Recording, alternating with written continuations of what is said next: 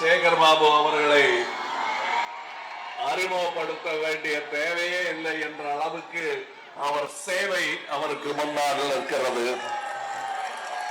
அவர் சொல்லிக்க மாட்டாரு, ஆனா நான் சொல்லலாம். ராஜராஜ சோழனையும் தாண்டி கோவில்களுக்கு குடமுழுக்க வந்தவர். அதாவது அதெல்லாம் அப்படிலாம் சொல்லக்கூடாதுன்னு அவரு. பட் நடந்த உண்மையை சொல்லுகிறேன். இப்பொழுது இது எப்படிப்பட்ட தொகுதி என்பது உங்களுக்கு தெரியும். இவர்கள் எத்தனை வருடமாக இங்கே உழைத்திருக்கிறார்கள் திராவிட முன்னேற்ற கழகம் என்பதும் உங்களுக்கு தெரியும். இங்கு இந்த ஏற்பாட்டை எல்லாம் ஒருங்கிணைத்த திரு அழகிரி சதாசிவம் அவர்கள், அதற்கு பிறகு திமுக எஸ் ராஜசேகரன் கிழக்கு பகுதி செயலாளர் திரு எஸ் முரளி, இரா நரேந்திரன், மக்கள் நீதி மையம் சென்னை மண்டல செயலாளர் திரு மயில்வாகனன் அவர்கள், மக்கள் நீதி மையம் மாவட்ட செயலாளர் எஸ் டி மோகன், K Srinivasan, T Maran, T Desingarajan ஆகியோர்களுக்கு நான் நன்றி சொல்ல தேவையே இல்லை.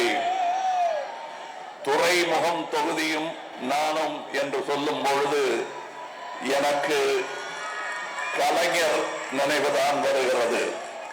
அந்த அருங்கலம் பலமுறை தொட்டு சென்ற துறைமுகம் இது. அருங்கலம்னா என்னன்னு கேட்காதீங்க, ஏன்னா இப்பவே ஹிந்தி கத்துக்குங்கிறாங்க, இப்ப தமிழையும் கத்துக்குங்கன்னு சொல்ல ஆரம்பிச்சிருவாங்க. அருங்கலம் பியூட்டிஃபுல் ஷிப், பார்க்காத யாரும் பார்க்காத ஒரு கப்பல் என்பதுதான் அதன் பொருள்.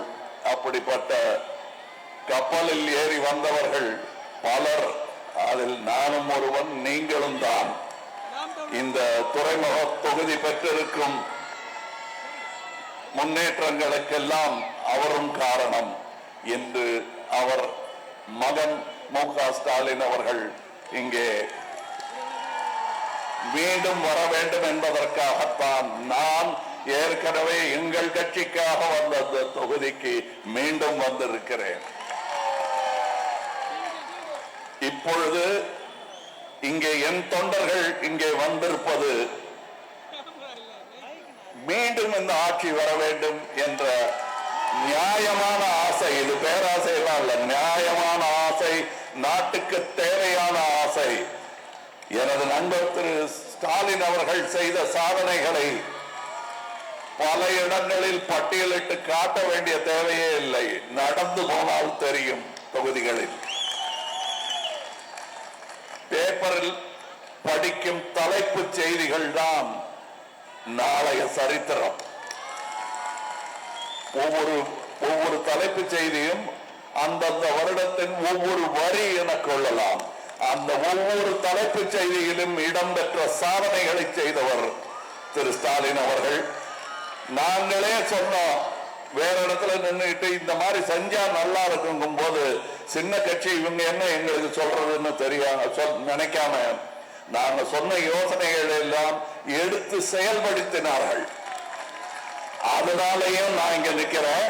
வேறு ஒரு காரணமும் இருக்கு. இவர்கள் எல்லாம் ஜெயித்து வர வேண்டும் என்பதற்கு நிஜமான நேர்மையான உழைப்பாளிகள், மக்களுக்காக உழைப்பவர்கள், மக்களை வைத்து விளையாடுபவர்கள் அல்ல.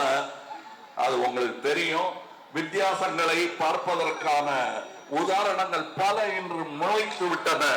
அதனால் நல்லதுக்கும் கெட்டதுக்கும் வித்தியாசம் தெரிவதற்கான எடுத்துக்காட்டாக இன்று பல மோசமான நிகழ்வுகள் இங்கே நடந்து கொண்டிருக்கின்றன.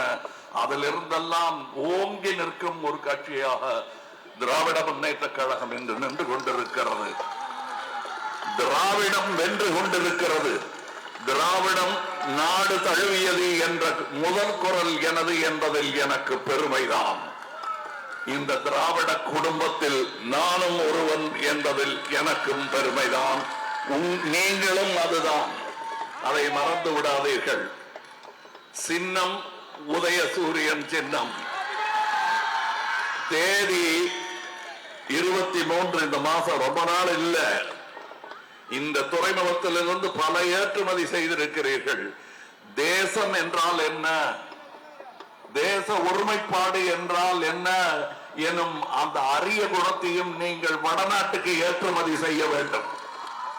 அது இந்த துறைமுகத்திலிருந்து செய்தியாக செல்ல வேண்டும் என்பதுதான் என்னுடைய ஆசை. அதை நீங்கள் செய்வீர்கள் என்று எனக்கு தெரியும். செய்வீர்களா அப்படின்லாம் கேட்க மாட்டேன். செய்வீர்கள் என்று சொல்லுகிறேன். ஆம் என்று சொன்னால் போதுமானது. செய்வீர்கள், செய்வீர்கள், அவ்வளவுதான். எதையுமே வித்தியாசமாக செய்பவன் நான். இதுவும் அவ்வாறாகவே இருக்கட்டும். நீங்களும் அங்க எங்க சொல்றதை கேட்டுட்டு சரியான சின்னத்தில் கொடுக்க வேண்டிய முத்திரையை வேற எங்க தவறி கூட குத்திராதீங்க. மெஷின்ல விழுந்ததான உத்து கவனிங்க. ஏன்னா அதுவும் ரொம்ப முக்கியம். ஏன்னா அந்த மெஷினையே ஒத்து பார்த்துட்டு இருக்க, தொட்டு பாருங்க ஃபர்ஸ்ட், அது இரும்பினால் செய்த மெஷினான்னு. இதெல்லாம் பார்த்துக்க வேண்டியது. காரணம், அரசியல் என்பது இவர் மட்டும் செய்வதல்ல, நீங்களும் சேர்ந்து செய்ய வேண்டும். ஜனநாயகங்கிறது நீங்கெல்லாம் தூங்கினதுக்கு பிறகு இவங்க செய்யற வேலை இல்லை. எல்லோருமே விழித்துக் கொண்டிருக்க வேண்டும். நீங்க தூங்கும் போது இவங்க விழித்துட்டு இருக்கணும். அதுதான் இவர்கள் கடமை. இதை இவர் செய்து காட்டியவர். தேர்தல் நாள் 23 ஏப்ரல் 2026. அதை மறந்துடாதீங்க. நான் சொன்ன அந்த ஏற்றுமதியும் இந்த துறைமுகத்திலிருந்து நடக்க வேண்டும். அதை செய்து காட்டுங்கள். இவரை வெற்றி வீரராக வாகேசோட வையுங்கள். வைப்பீர்கள், வைப்பீர்கள். அப்படி வைத்தால் நாளை நமதாகும். நன்றி, வணக்கம்.